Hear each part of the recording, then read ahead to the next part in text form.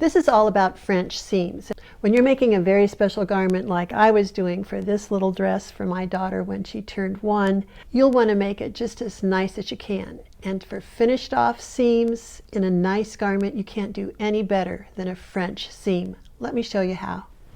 So in here, inside this garment, which is made out of a Liberty of London cotton, for the seams themselves of the cotton, I actually turned under a little pinked edge and stitched close to the edge. So that was the seam finish for the dress itself. Now I could have done French seams, but for some reason or other I didn't. But I did do a French seam here in the slip. So can you see how that's all finished off? The edge is encased within another row of stitching. Now this is a fairly wide French seam. They can end up any different width you like. But that is a French seam, and that's what I'm going to show you. All 3 of my granddaughters, in addition to their mama, have had their pictures made in this little dress, which I smocked as well. What is this for?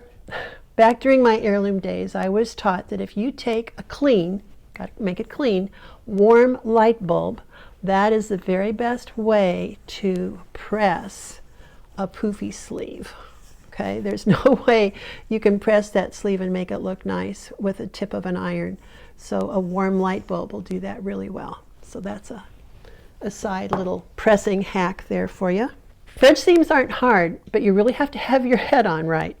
Is that true, Sandra? That is so true. We are so used to putting the pretty sides, the right sides of the fabric together in order to stitch a seam. I actually had to take one out. I thought I had the first step all done, but I didn't, because I had put right sides together. Instead, we put wrong side, ugly sides, as I teach my young students, ugly sides together, and we sew the seam. Now you have to take into account how much has been allowed for your seam allowance. If you have 5/8 of an inch allowed, I would say to make your first row of stitching at 1/4 of an inch. Let's do that. I generally use the side of my foot.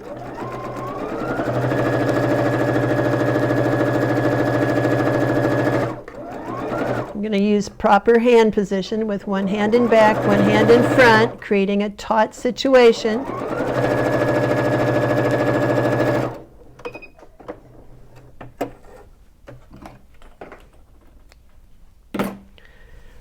The next step is to trim this seam. Now, if I go ahead and trim it, then the step after that is to press it open. So I choose to press it open while it's still wide. Time you make a seam, that seam should be pressed in the same way it was stitched. So I'm going to press it, putting a little bit of tension on it. I'm going to seal the seam. If I had had you run your finger along the seam thread before I pressed it and then after, you would see that pressing it with steam makes that thread become part of the fabric itself. Now I'm going to press it open.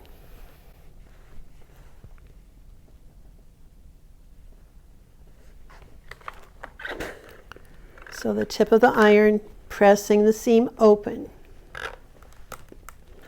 Now if you really want to give it a memory while it's warm, clap it. It's just a block of wood. That will make it remember. Now I'm going to trim it. And I'm going to trim it fairly close.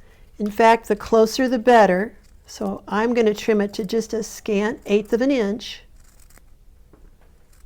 Another way to make a really nice finished off little seam inside is to do a little narrow hem on your serger. So that's what I've done on this one. Again, you see with wrong sides together.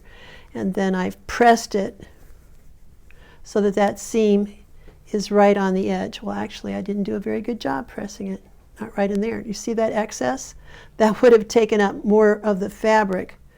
I would need to repress that with that seam exactly on the edge.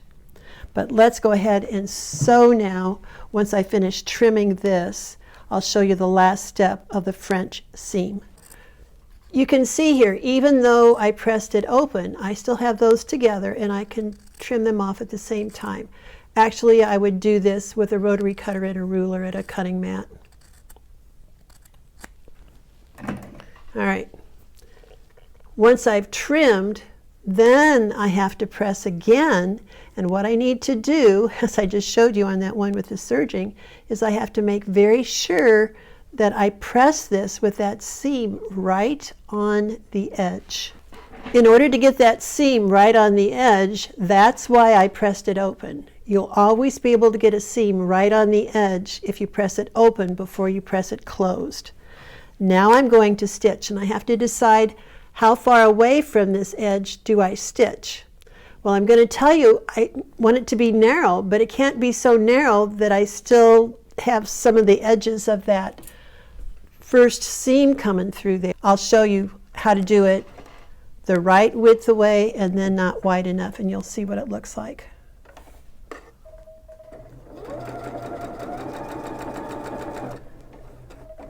Again, proper hand position. I'm pretty sure that's going to be perfect, but if I come over here too close,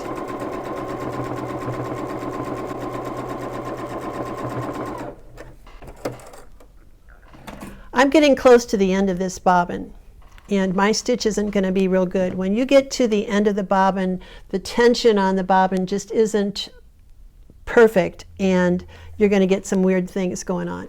All right, so here's how wide it is, and if I open it up, I don't see anything, right? But down here, do you see I wasn't wide enough, and I've got these ends of the fabric where I trimmed it. Don't go thinking that you can stitch real close to that edge. You still have to be a little distance away so that you're totally encompassing the trimmed edges. And then that gives you a nice French seam that then I would press one direction or the other. That's how simple it is, French seams, and you can actually do a set-in sleeve with a French seam. Believe it or not, you can.